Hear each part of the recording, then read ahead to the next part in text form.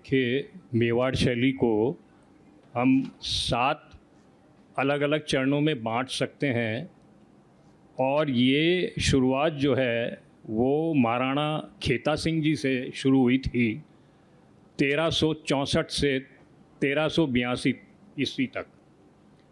इनके शासनकाल के दौरान गोगुंदा, देलवाड़ा और मेवाड़ व्यापार और सांस्कृतिक केंद्र बन गए थे।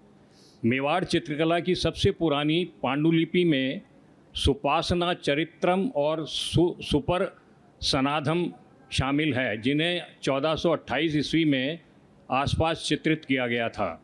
इन पांडुलिपियों में अपभ्रंश चित्रकला शैली निशान प्रदर्शित हुए, जिन्हें उभरी हुई आँखों से पहचाना जा सकता है, जिसे जैन शैली भी कहते हैं। वहाँ से इसकी ये शुरुआत हुई।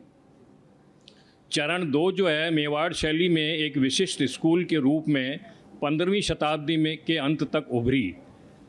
पंडित भीमचंद और पंडित रामेश ने गोकुंदा में महाराणा कुंभा 1433-1468 ईस्वी में संरक्षण में पांडुलिपियाँ बनी।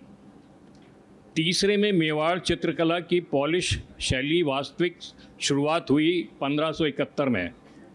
महाराणा उदय सिंह जी जन्म 1537-1572 और महाराणा प्रताप 1572 और 1597 ईस्वी को भी कारीगरों और शिल्पकारों को संरक्षण देने के लिए जाना जाता है।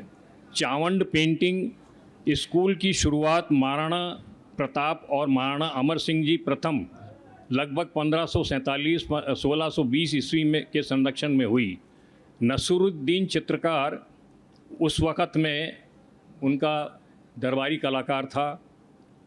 प्रसिद्ध रागमाला लघु चित्रों की श्रृंखला तथा गीत गोविंद उनके टाइम में बनी। चौथा चरण शुरू हुआ 17वीं शताब्दी के उत्तरार्ध में। सबसे उल्लेखनीय कृतियों में से एक महाराणा जगत सिंह जी की, उनके पुत्र राणा राज सिंह जी और शासन की 1649 से 53 तक कलाकार साबुद्दीन ने मनोहर जी ने 7 खंडों में वाल्मीकि रामायण का लगभग 450 चित्र बनाए।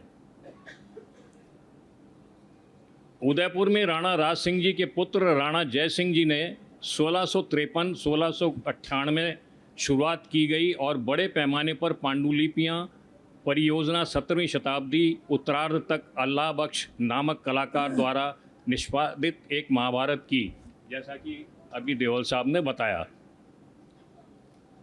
5वें चरण में अमर सिंह द्वितीय आर 1698-1710 के शासनकाल के दौरान स्टिपल मास्टर ने राजा के साथ मिलकर काम किया।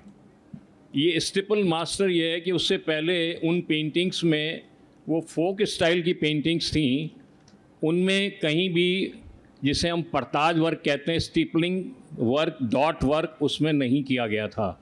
यहाँ से वो पेंटिंग्स में शेडिंग और डॉट वर्क और परताज की शुरुआत हुई, जिसने उनको उत्कृष्टता प्रदान की।